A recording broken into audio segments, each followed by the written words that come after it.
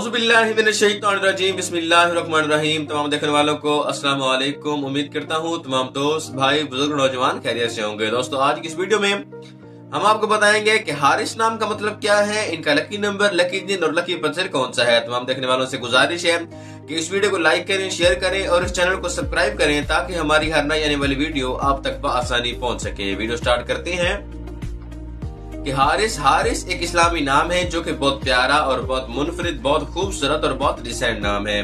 दोस्तों हारिस नाम का शुमार लड़कों के बेहतरीन नामों में किया जाता है।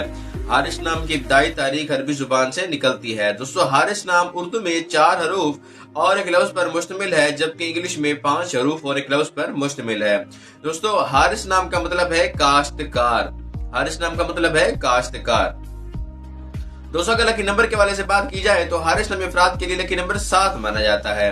और अगर लकी दिन के हवाले से बात की जाए तो हारिस नामी अफराद के लिए बेहतरीन दिनों में लकी दिनों में सोमवार और जुमेरात शामिल हैं। दोस्तों अगर लकी पत्थर के हवाले से बात की जाए तो हारिस नामी अफराद के लिए बेहतरीन पत्थरों में नीलम और फिरोजा पत्थर शामिल है। और अगर लकी रंग के हवाले से बात की जाए तो हारिस नामी अफराद के लिए बेहतरीन रंगों में पीला रंग और सफेद रंग शामिल है।